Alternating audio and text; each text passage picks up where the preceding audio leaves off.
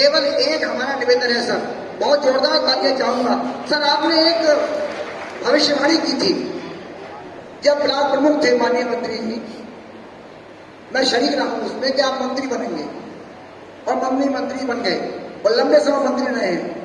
Sir एक भविष्यवाणी आज और कर जाइए, इस वंश स्थापन के महीने में सारी आंवला चाहती है कि आपके द्वारा की गई जो भविष्यवाणी है वो माननीय मंत्री जी के लिए एक स्टेप और ऊपर उठने में सहायक सिद्ध होगी। सब लोग तालियां बजाइए अगर आप चाहते हैं आपकी वो योजना जो है वो ऐसी स्थापित होती है कि बिल्कुल सही साबित होगी। तो ऐसे अवसर पर आपका पूरा स्वागत करते हुए मैं माननीय मुख्य सचिव महोदय से अनुरोध कर रहा हूँ कि अपने उद्गार इस अवसर पर व्यक्त करें और हमारी तालियां बजती रहें। Thank you.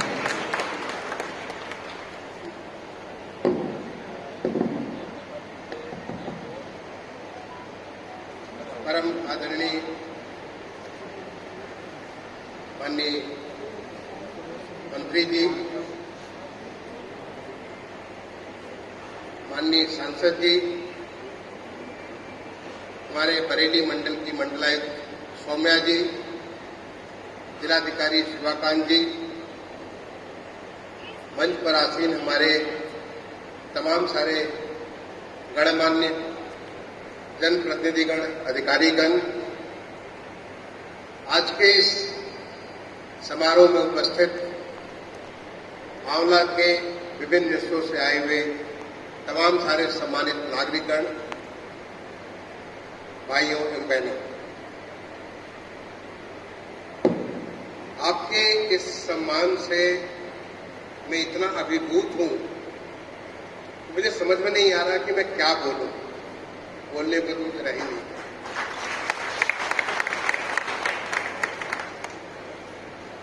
आपने इतना कुछ बोला है,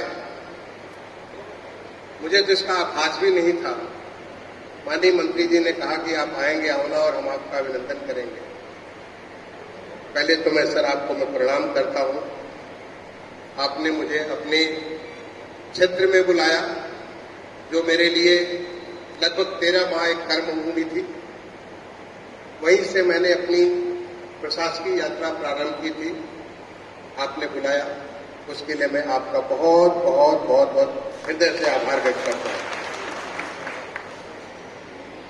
आपने यहां पे इतने सारे लोगों को बुलाया और हर कोई इतनी सारी, आप बोल रहे हैं या नहीं बोल रहे हैं, लेकिन मुझे आपके वो सारे वाइब्रेशन सुनाई पड़ रहे हैं। आप सबकी वे संवेदनाएं मुझे अपने आप खींचे जा रही है। मैं आप सबका बहुत बहुत अभिनंदन करता हूं। आप सबको मैं बहुत बहुत धन्यवाद देता हूं। हमारे माननीय सांसद जी से मेरी पहली मुलाकात है। जिस आत्मीयता के साथ आप मिले, माननीय अध्यक्ष जी नगर पालिका के जिस आत्मीयता के साथ मुझे वहां पे आपने मेरा स्वागत किया, इसके पहले वाले पूर्व अध्यक्ष जी जिस प्रकार से मुझे जिस आत्मीयता और अपनापन की भावना से आप लोगों ने यहाँ पे मुझे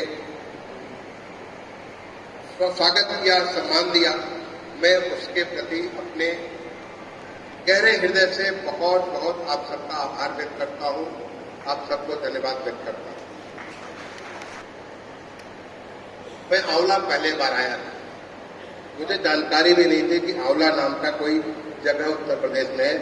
जब मुझे आदेश प्राप्त हुआ कि आपको आंवला का सब डिवीजन मजिस्ट्रेट, मुझे तो भेजा गया था बरेली, और बरेली आया तो मुझे जिलाधिकारी खिलडियाल साहब से उन्होंने कहा कि आपको आंवला का सब मजिस्ट्रेट बनाया जाता है। तो मुझे आंवला जाना था, मुझे जानकारी भी नहीं थी, तो मैं पहले बार यहाँ आया। और मेरे लिए रेजिडेंस तय किया गया बरेली में, सिविल लाइंस में, ओवरलुकिंग जो वहाँ का जो कंपनी गार्डन है, सड़क के उस पार कंपनी गार्डन इतना बढ़िया हमारे लिए, वहाँ पे जगह तय किया गया। क्योंकि मेरे पूर्वाधिकारी राजू शर्मा जी वहीं रहा करते थे और वो गए, उनकी जगह पे मैं आया। और मैं नित्य यहाँ पे करीब 52 किलोमीटर में आता था। नया नया मैं गाड़ी चलाना सीखा था, कई बार गाड़ी खुद चला करके आता था। मुझे बड़ी सवेरे आया और उसके बाद भी मैं तहसील में बैठने के अलावा पूरे इलाके में मैं घुमा करता था और फिर रात में वापस जाता था। तो मुझे लगा कि ये ऐसे तो लंबा नहीं चल सकता है। अगर मुझे यहाँ सेवा करनी है तो मुझे यहीं रहना होगा। और यहीं रह करके ही मैं सेवा कर पाऊंगा। और मैं रहूंगा तो हमारे तहसीलदार साहब भी रहेंगे, हमारे कार्मिकों भी रहेंगे, नायब तहसीलदार रहेंगे, सारे लोग रहेंगे। उस समय कोई यहां नहीं रहता था और आंवला तहसील की बहुत बुरी हालत हुआ करती थी। इनफैक्ट जब हमारे कलेक्टर साहब कभी रिव्यू करते थे तो उसमें आंवला सबसे पीछे आया करता था। कारण क्या था? लोग कहते थे आंवला में न तो नहर है, आंवला में सब कुछ रेगिस्तान और रे है, यहाँ पे सारा का सारा, यहाँ पे न और जो तहसील है वहां पे बहुत हरियाली है, बाकी खेती है, बहुत कुछ चीजें हैं। लेकिन यहाँ ऐसा कुछ नहीं, इसलिए ये सबसे पीछे रहता है। चाहे वसूली हो, चाहे जो भी क्षेत्र ले लीजिए, हर चीज में आंवला पीछे रहता है। मैंने कहा ऐसा तो नहीं होने दिया। और वहां से जब मेरी यात्रा प्रारंभ हुई, एक संकल्प के साथ कि मैं आंवला को कम से कम अपने जिले में सबसे ऊपर ले जाऊंगा। और ज्यादा वक्त नहीं लगा, 3-4 महीने में, क्योंकि मुझे उस समय धर्मपाल सिंह जी ब्लॉक प्रमुख हुआ करते थे और जब मुझे वो खेती जाकर के दिखाते थे अपने ब्लॉक में, तो मुझे इतना महसूस होता, इतना अच्छा लगता था। आपने कहा भविष्यवाणी की, मैंने कोई भविष्यवाणी नहीं, न मैं ज्योतिष जानता हूं और न मैं कोई इस प्रकार के यंत्र तंत्र या मंत्र जानता हूं जिससे भविष्यवाणी कर सकूं। मुझे उनमें वो चीज दिखाई दी, वो तेज दिखाई दिया, क्योंकि उनमें कुछ उत्सुकता थी कुछ करने की, कुछ नई चीज दिखाने की। उत्सुकता मुझमें भी थी, बहुत ज्यादा उत्सुकता थी मुझमें भी, मुझे भी करने की कि मैं आंवला में ऐसा कुछ करूं जिससे परमानेंट आंवला सबसे ऊपर हो जाए। और आपके साथ जब मैं देखा कि इतनी उत्सुकता, तो मुझे लगा कि आप तो जरूर हमारे प्रदेश के कैबिनेट मिनिस्टर बनोगे और देश में भी मंत्री बनोगे। आपके लिए मैंने उस समय,